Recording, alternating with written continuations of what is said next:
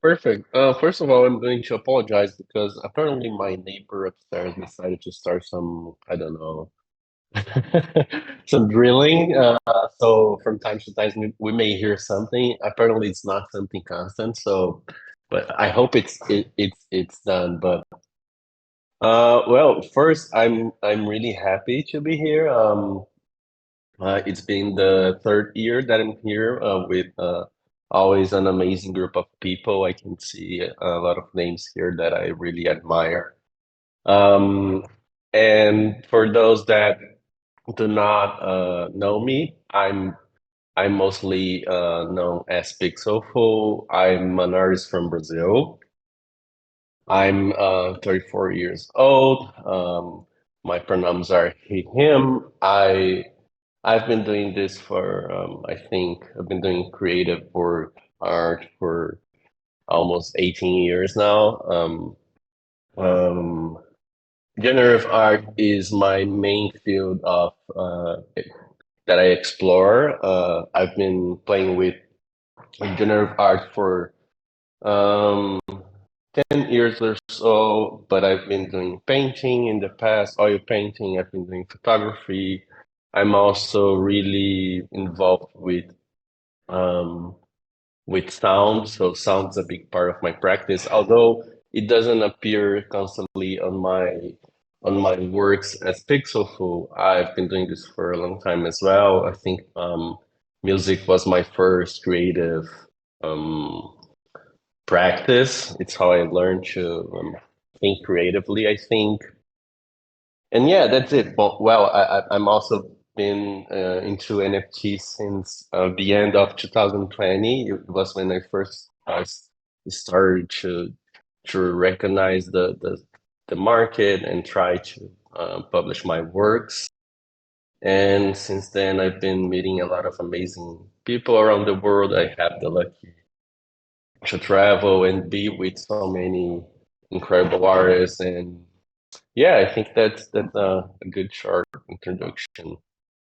If people have questions, I would be happy to answer them.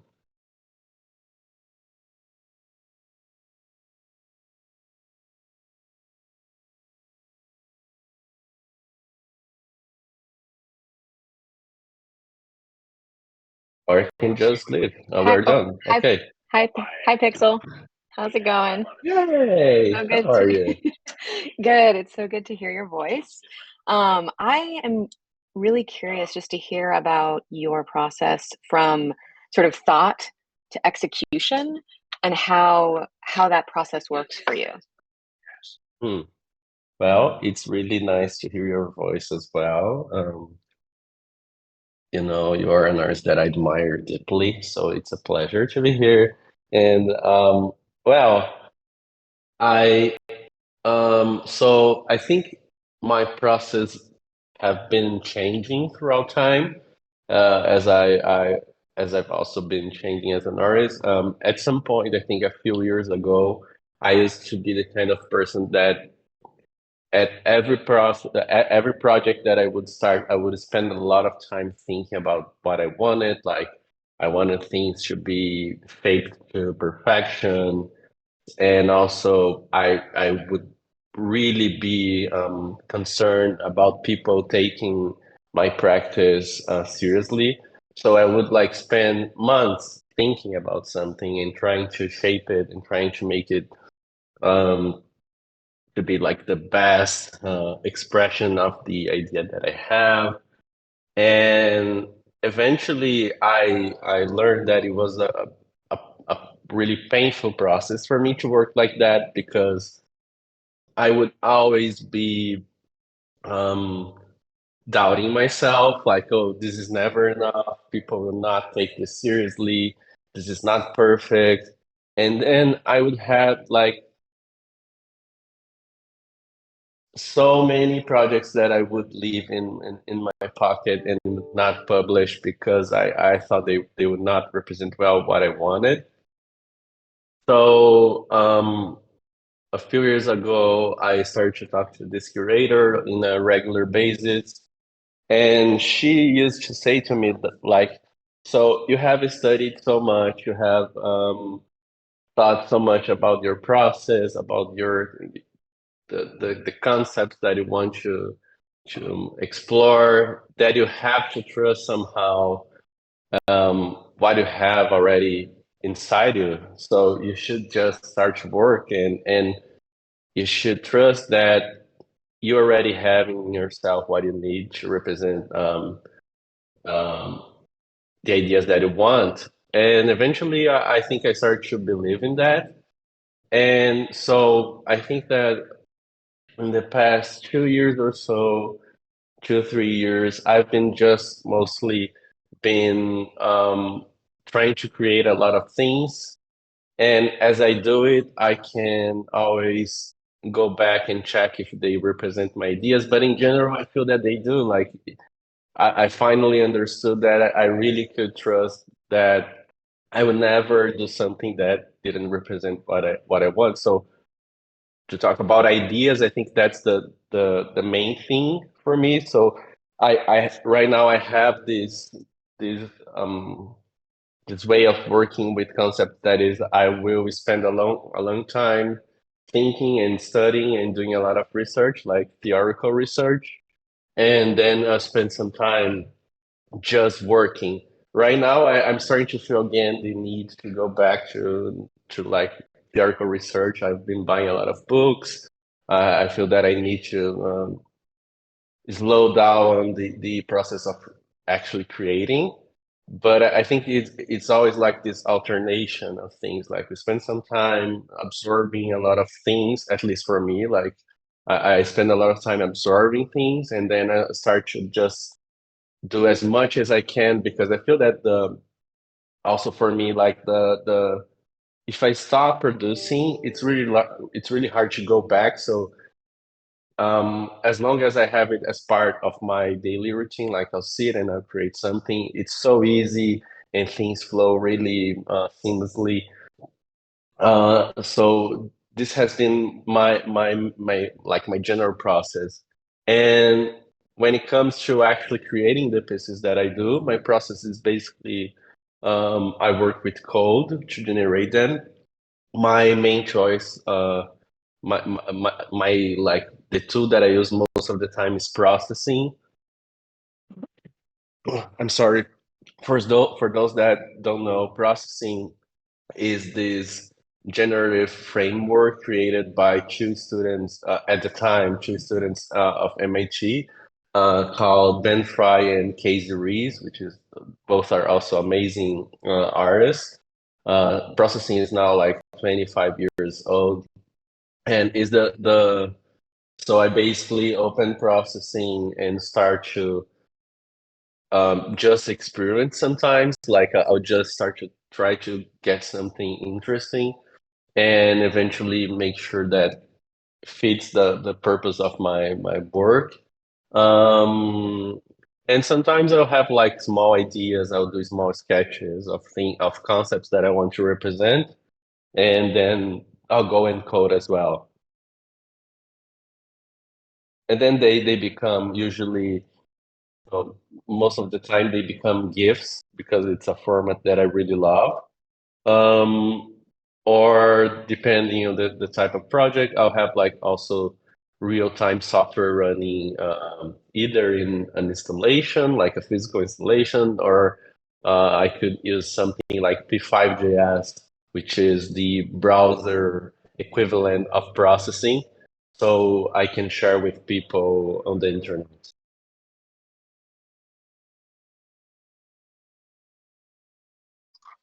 Thank you. That was really in depth, and I love to hear how research and this alternation between research and creating that is really awesome to hear. Thank you, Pix.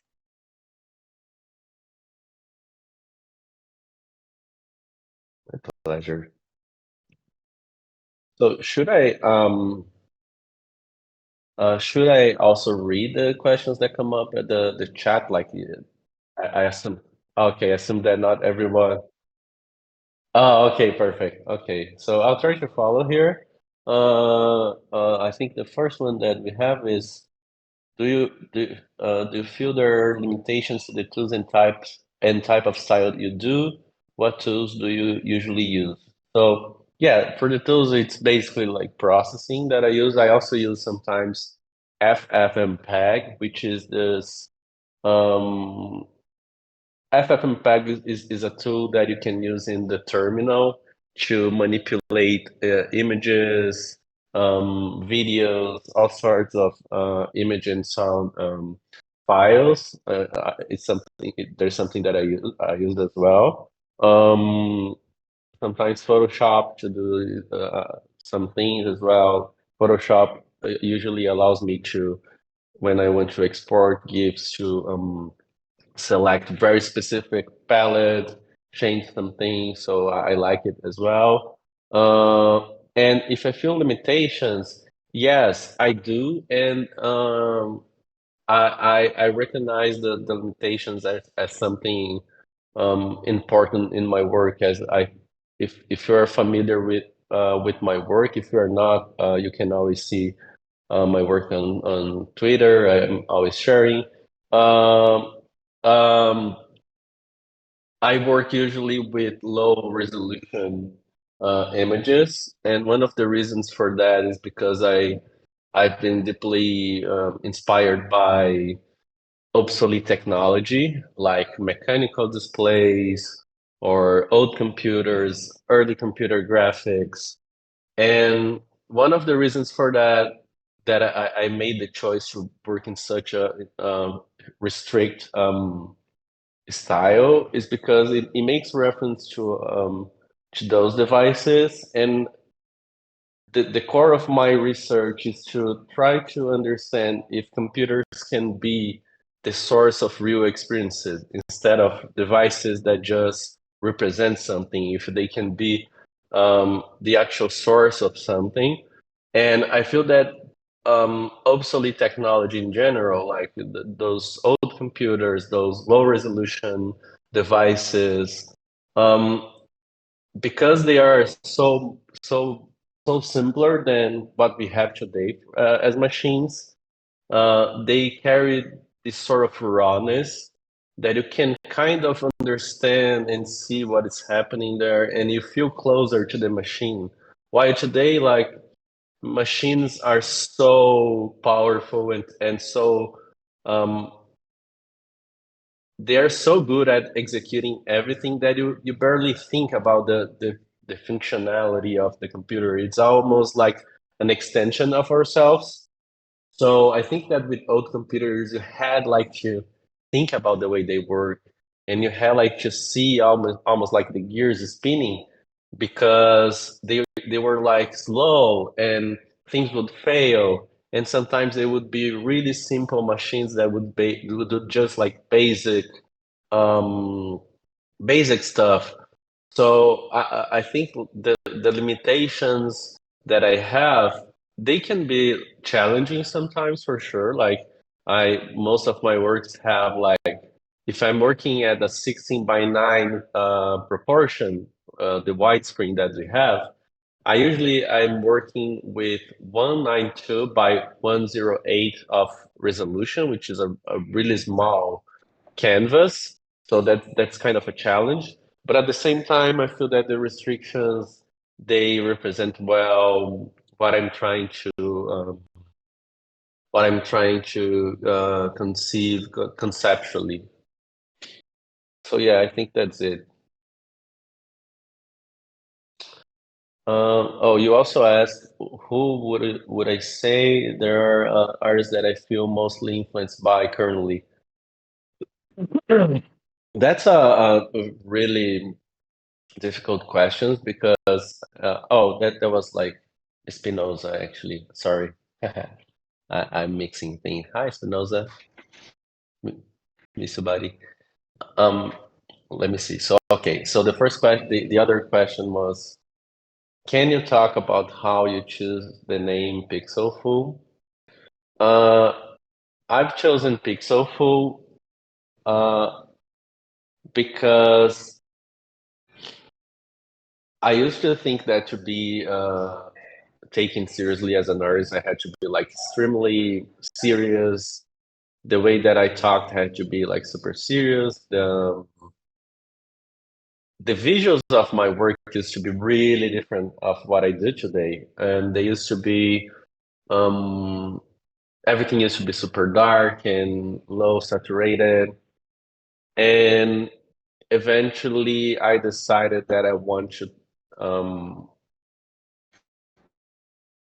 I wanted to play a little bit with the language, um, because if I'm trying to understand if computers are the source of real experiences, um, I have to battle with a lot of things to um, so computers can achieve that, you know. And with social media, with the pace of things on the internet, things had to like kind of break the string of things. Um, so then I decided to go with something super colorful, and with that, I decided that I wanted to start this persona or this project where I would not take myself as seriously as I used to do. And then I decided to pick something that could be kind of silly, you know, that's why I like pixel full and play with the one. I really went like the opposite way of how I used to do things. And to this day, I still find it funny how things just worked out. Like I was basically restricting myself on a lot of things that were not true. You know, like you can be like a really deep artist and still be funny. You can be whatever you want because we are artists, and that's like the main goal for us. Like you have to have freedom to experiment with everything. And then I shared like the name Pixelful with a few friends, and I got like nice responses and decided to go with that. Um, and then you ask, who would I say are the artists that I feel most influenced by currently? Well, I do have artists that are really like artists, big artists, like those big names that we see everywhere that I like. But I mean, I feel in general that these days I'm mostly inspired by friends. Ever since 2021, 2020, 21, because of Twitter and this whole NFT thing, um, I started to make a lot of friends, luckily, and most of the time we talk online, but sometimes we have the chance to be in person together. And I think it's just like yeah, I look at friends, I see what they're doing. I have like the chance to have like an inside perspective of their processes, and I can see them talking. And I think it's because it's on the daily base, and because there are so many amazing minds around us, and we now have like we have this moment in history where everyone decided to be online, which is kind of crazy, and you just have access to so many artists. So it's really hard not to think about all the artist friends that are around.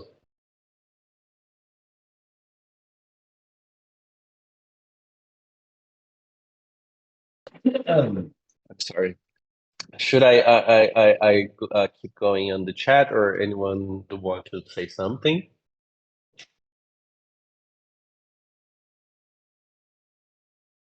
No, just chat. Oh, okay. Okay. We have, does it matter to you in what format you publish your works? NFTs rather? I mean, do you prefer live code to GIFs, MP4s? And then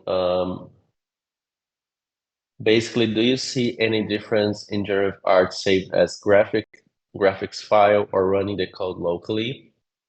That's a really nice question. So I I do not. I do care about the way that my work is published because I think there are so many difference between like the files and the containers for the images. So for example, with MP4s, because you have not a fixed bit rate, um, you can have differences from frame to frame on what you are trying to do. Even if you like publish, if you create an MP4 that has a really high bit rate, you still are going to see it changing, and then also like the colors will change. And specifically because I work with hard edge pixels, like I don't like smoothing anything.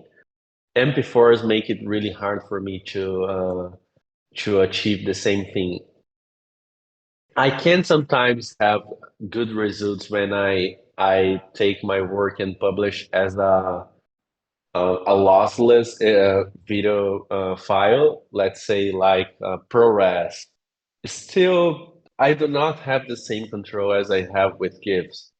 And because most of the time I'm working with really constrained palettes, I don't want like additional colors because if they appear, probably they are changing something in the form of what I'm doing. So if I can work with pure colors, that's my way to go usually in those cases. And GIFs are perfect for that.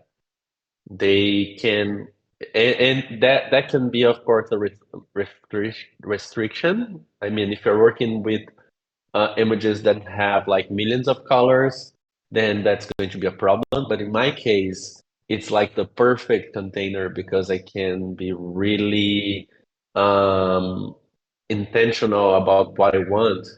They do have some problems. So, for example, I usually, so one of the reasons why I also work with GIFs is because um, the perception of time is a thing that is always appearing in my research.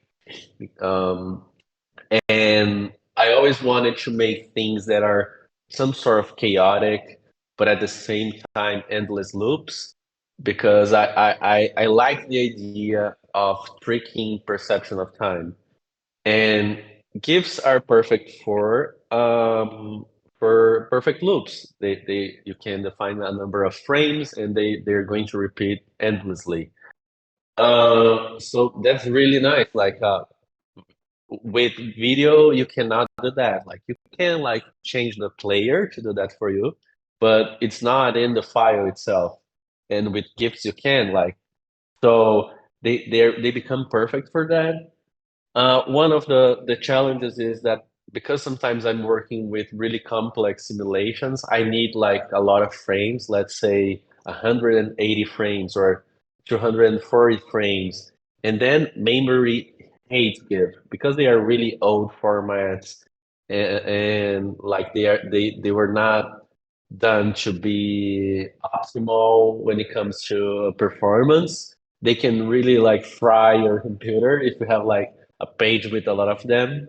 But other than that, I think they address perfectly my needs most of the time. And then also conceptually, I think it's really interesting to play with time while you have like the file constraining time for you, you know? Uh, and and then if I think there is a difference in generative art saved as graphics file or running the code locally. Absolutely, like it's really different. First because like there's no so if you're trying to do loops, maybe you're not going to see like any visual difference. But if you're trying to do something that changes through time, then of course you could publish it as a video, but it's still like conceptually a real-time software can run forever. That's also something to think like because I think it's always interesting to think to not just use things without thinking about the purpose of it. I think it for me it's always important to think why I take each decision. So conceptually, does it make sense for me to have something running as a real-time software? Yes or no? Then I make the decision. Um, so it all comes to that, I think. It depends on what you're trying to share as an idea. If, of course, you have like the technical limitations, but um, I think it's that's my end goal when it comes up the difference of like something saved as graphics files or running the code like in real time. It can be both locally or on a browser.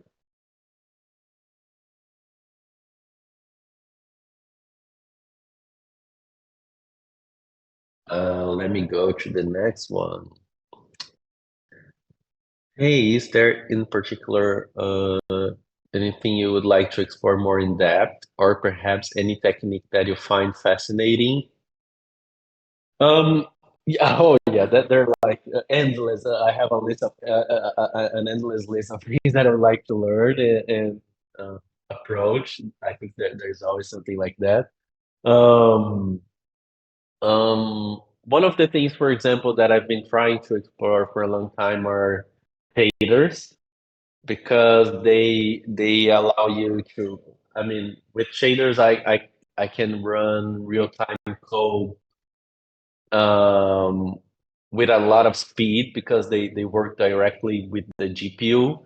And for example, P5.js, if I'm doing something, let's say, I believe that everyone here is familiar like with NFTs in general. So if I'm trying to do something on art blocks or um, let's say FX hash, P5.js at some point, if you're trying to do something really complex and that is animated, as I do usually, uh, you can depending on what you're doing, like if it's something complex. So let's say like the particle simulations that I have.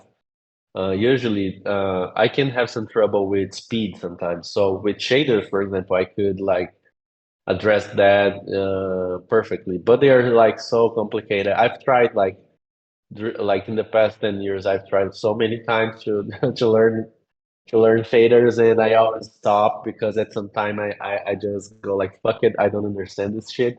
And but I hope that at some point I can I can learn better about that. I know like I can learn, and now I also have like so many friends that understand about that that I could just go and ask and seek for some help.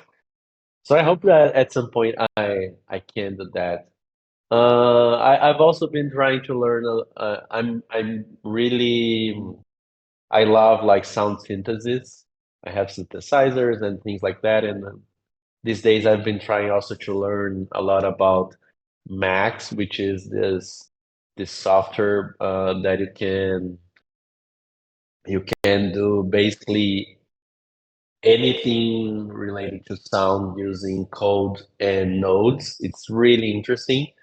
It's something that I'm trying to explore and I find fascinating.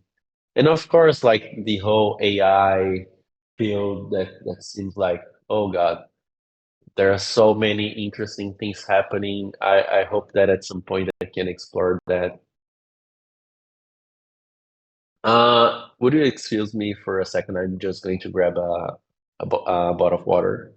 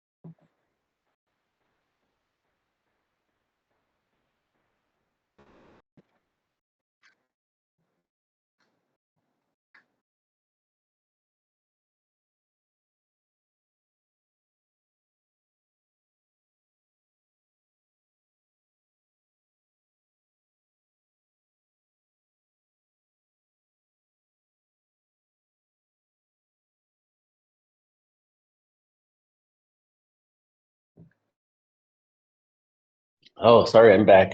Um, I've just been talking a lot, and the winter is coming to Brazil right now, and I just got a cold instantly. Um, Ivan asked something. Let me see.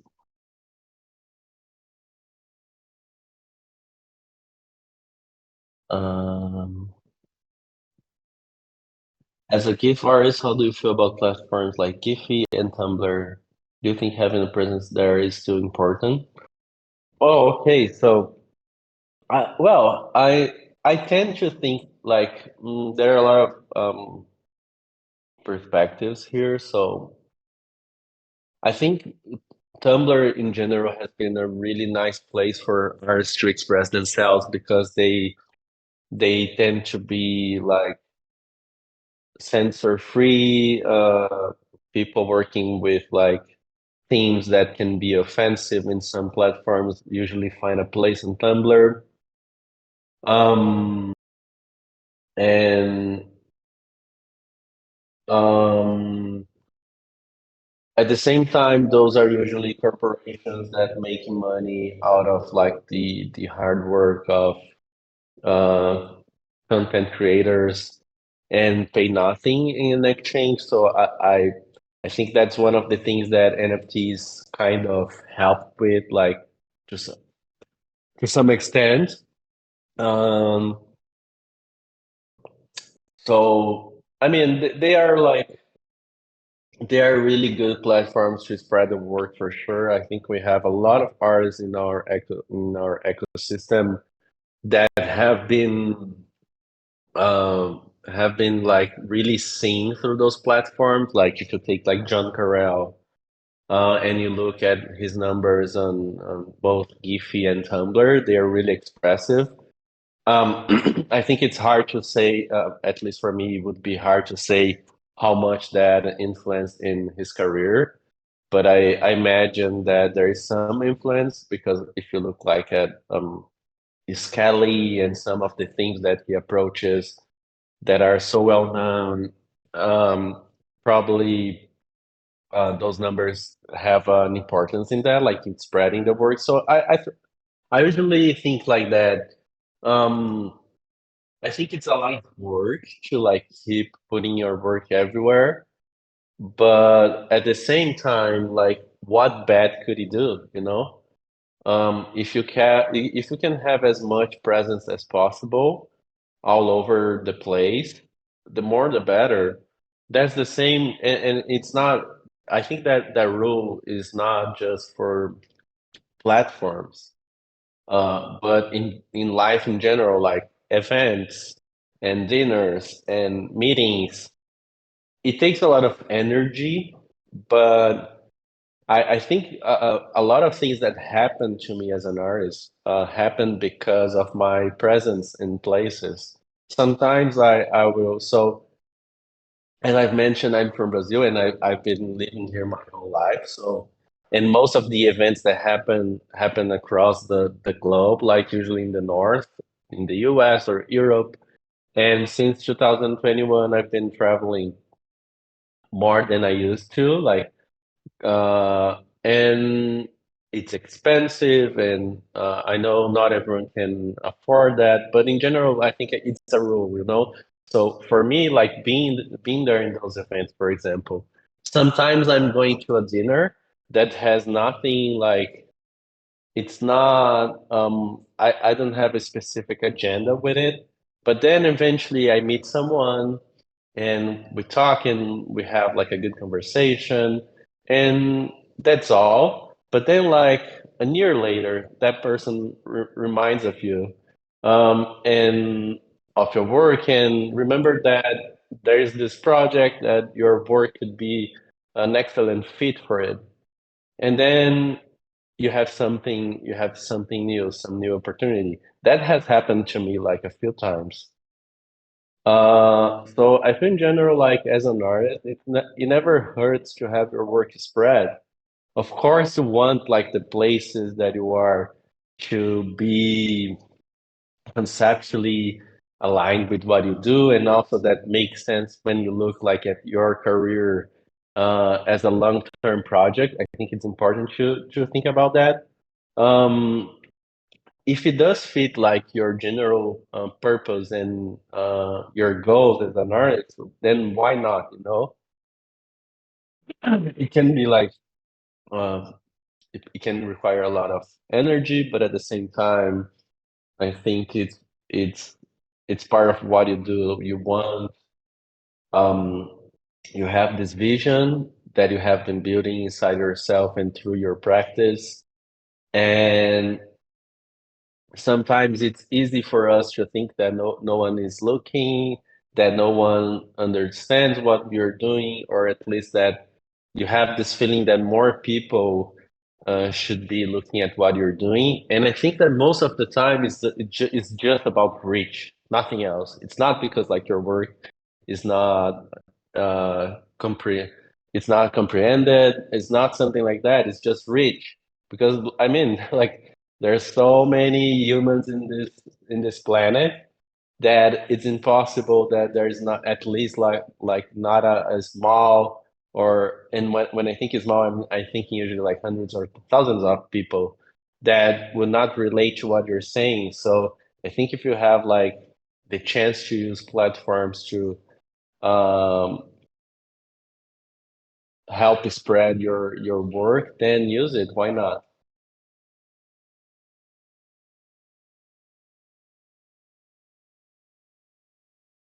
I'm gonna jump back in with another question on audio.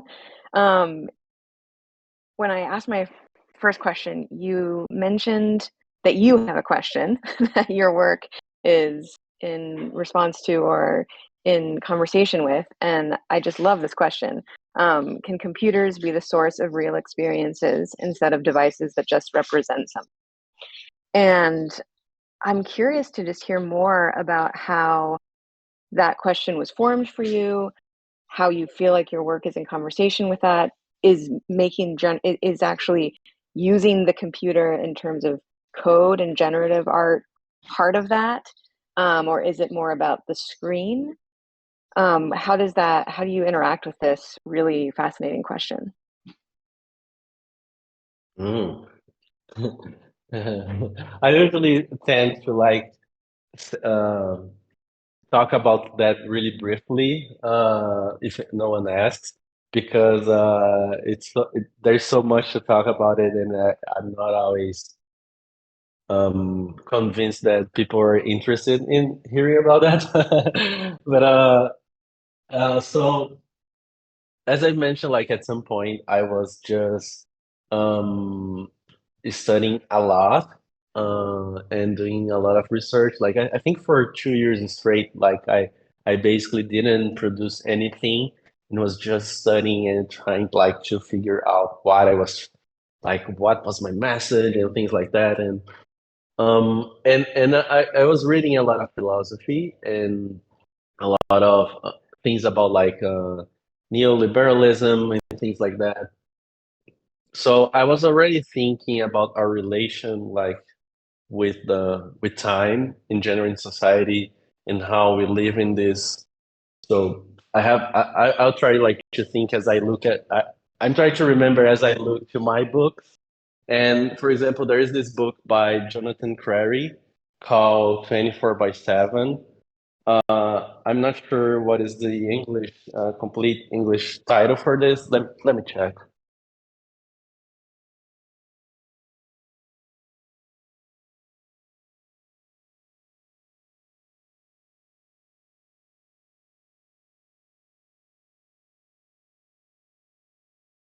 So it's this book by Jonathan Crary. Yes, exactly. No, that's it. Late capitalism and the ends of sleep. This book is was really in my mind because I was thinking about like how that pace of living where we're never disconnected, where we're always up to something productive affects you, and that was like that is my way of living as well because I'm mostly like everyone else, And I was also reading about burnout and the books by Byung-Chul Han, the philosopher. Uh, and I was thinking about that and how computers have a big role in that scene, you know. Right now we use our phones for everything. They've become the a central piece in our lives, and they're always connected, and they're an extension of our bodies, and we spend hours and hours with them. And and then like one of the paths that those concerns led me was to think about phenomenology. And for those that are not familiar with phenomenology, is basically uh, this philosophy, huge field that explore the way that we deal with experiences and our perception of things. Um, and it's when you're thinking about perception, and time is like one of the core concepts. So if our perception of time is so fucked up as it is right now, like in the way that we live, and computers are so important, how can I, like, through my art, help to acknowledge that somehow, or at least as human, try to understand that. And it was funny because when I'm 34 right now, and when I completed 30 years old, I had this dream of visiting Iceland, and I luckily was able to go, and it's such a beautiful place. And as I'm in Iceland, and they have like endless waterfalls. And sometimes I would stop at certain places that were completely empty, and I had the chance like to be just myself in front of this huge waterfall.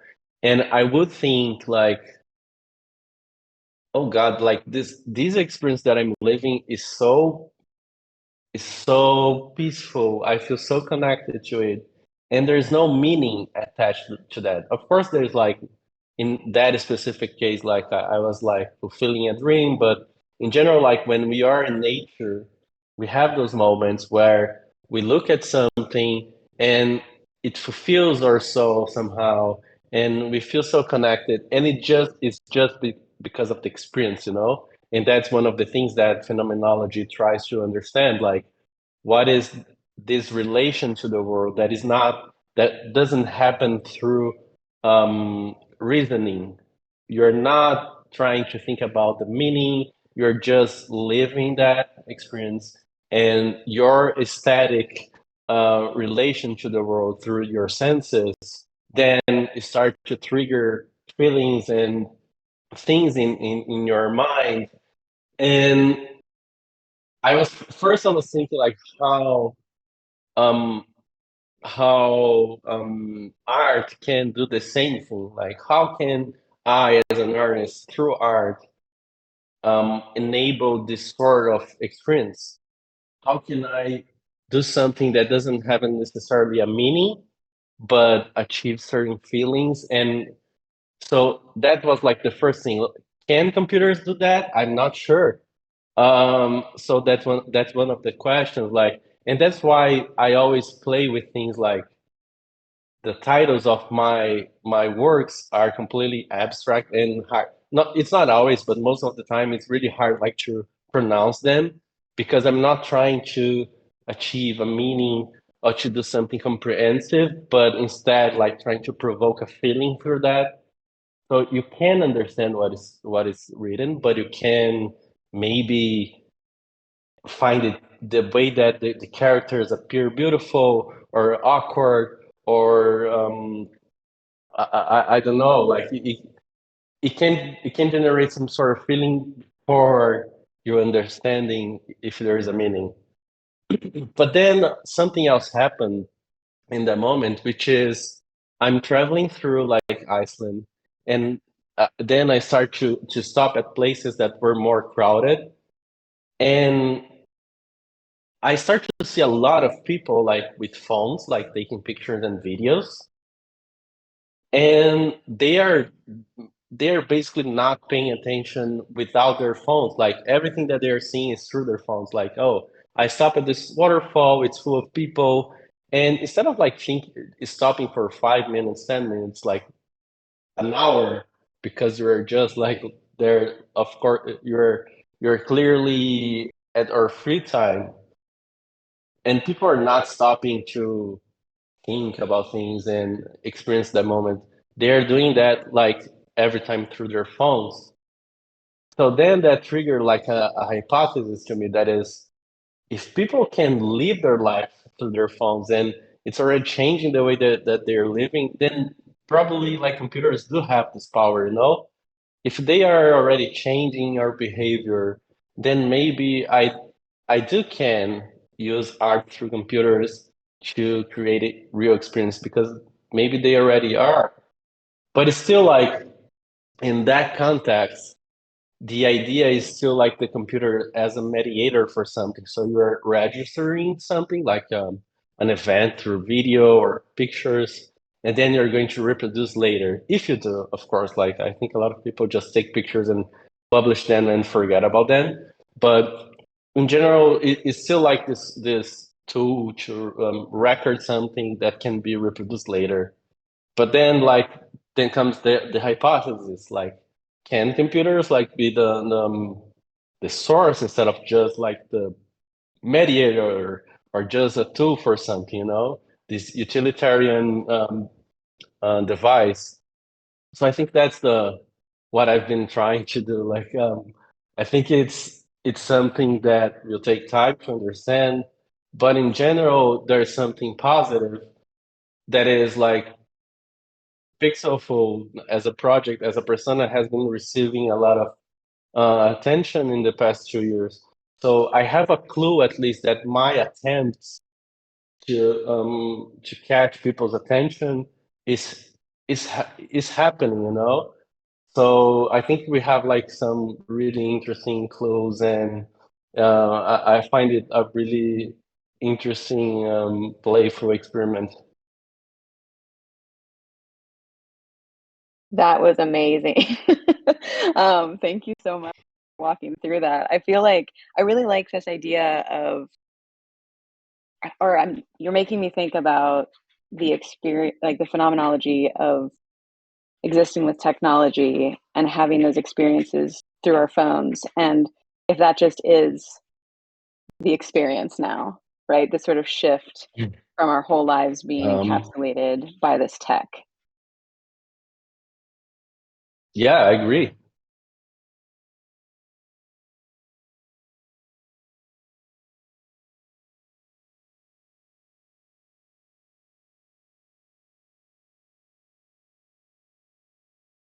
I have a question. Uh, so, hello. My name is Anton, Oh, and yeah, I actually read your interview for subject matter in Layer platform, where you were also saying about the experience and uh, and things you were talking about right now that are also really close to me, and things that I see in my artworks too. And I'm interested, when you are creating something, do you have like any specific idea of the artwork and what kind of experience it will bring to a person who will experience watch it, uh, or you just, I don't know, do you have any like special thoughts on any particular thing you create? Thanks. hey, Anton. First, like, well, I'm glad to know that you read that, like, because we all, I don't know about all of you, but sometimes I have the feeling that things are just out there and no one has seen it. So that's nice that you saw that, and I'm really happy that our works like relate, because that was just exactly what I was saying before, like the idea that we have so many talented friends around that inspire us, like, so that's really nice to know. And I mean, I think I do have like general ideas that I want to represent. Um, like everything that I just said, like I try to input into my work in general, but I try not to. I do think that there are certain ideas that will express better that concept. Others will not that much. I tend to think if I have like more control over like the environment that the artwork is being reproduced and things like that, I can like maybe be closer to achieve those goals, like um, to make sure that that happen. But it's really hard. Like I think one of the most painful and but like a really important things that I learned as an artist. First, it was that like not always people will relate to what you're trying to say. Like it's really hard to control that. Like to expect that everyone is going to understand what you're trying to say usually will lead you to frustration, which is really sad. Like, and I think it takes us some time to learn that. Like, oh, you're creating because that is important to you. That's the way I think. Like I'm creating because that's important to me, because I really appreciate the process of doing. I really appreciate the um and like as a person explore those subjects and feel like fulfilled with that, with the practice, with the research. And if I'm very lucky, people will pay attention, like a small group of people will pay attention and relate to my work. I think that's amazing, but it always feels like too much to believe that, or to like to estimate uh, how people will understand, how much they will understand. I think it's really once I understood that, it was really like freeing to not be concerned about that anymore. Like I know it's not what you asked, like about being concerned, but it's just like part of thinking about that for me. Uh, but then like also the other really important thing that I happened to learn was what I mentioned before, which is like I used to be so concerned that I was not. And I know I think it's not the same for everyone. Like in my case, being super obsessive, I used to be like so concerned about how people would perceive my work that I would spend too much time like trying to make sure that that was the case. To then like just believing that everything that I do is a natural expression of what I think, and that eventually my thoughts will be embedded in the work. Sometimes like not precisely what I want, but some variation of that. But I think there's also like some sort of beauty in that, because sometimes I will publish something and people will relate in such a different perspective that um, listening to people will lead me to something else that I was not thinking before, but it is as important as my main research, you know. Um, so so I try to spend time researching and try to pursue like everything that I just mentioned before, make sure that it um is the main reason why I do what I do. But when it comes like from pieces to pieces, unless it's like a big project, like something that I'm going to that is going to take like the energy of months and that I have more carefully. If it's not something like that, I try like to just believe that the concept is embedded. Of course, like at some point, I'm going to stop at the end of the process and and reflect if that really relates to the concepts that I want to transmit.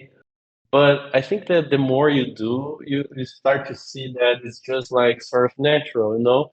You're, and it's funny because I think that also like one of the things that I learned from more experienced artists in this past 2 years is that there's no problem in repeating yourself, like, and doing the same and the same, the same, because like each artist is a small door like to a world of things, you know? So if you would spend your whole life like doing exactly the same thing, that's okay. There's no, you don't have to feel like an imposter because of that. Oh, I'm not being so creative. And I think it's also used to be a concern for me a few years ago. Like I every single thing that I was producing had to be an event in my mind. Like had to be like this project that, oh, this has to be a breakthrough. And then I started to learn that that's like too demanding. Like it's insane, you know? And if you as an artist are able to every day wake up and do the same thing for as long as you live, you're still probably like an entire universe that people will explore eventually because um, I think there's nothing is too simple. So yeah, I think those are the things that I try. I'm not going to say that sometimes I don't see myself worrying about that, but everything that I'm saying here is what I try to remember myself of. Thanks so much. Thanks so much for sharing. Yeah.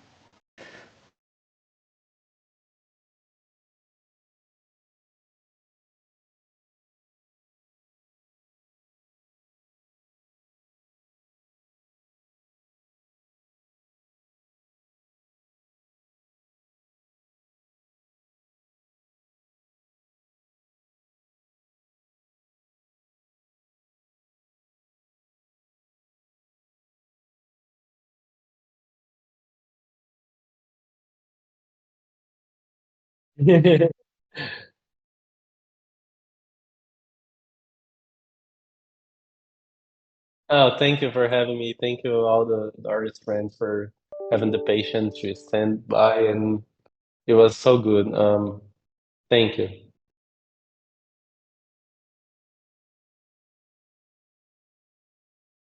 Oh,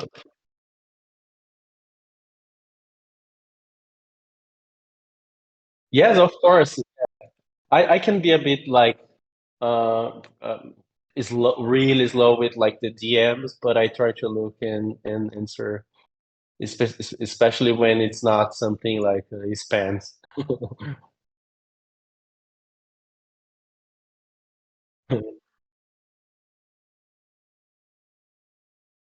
Thank you. Thank you for having me.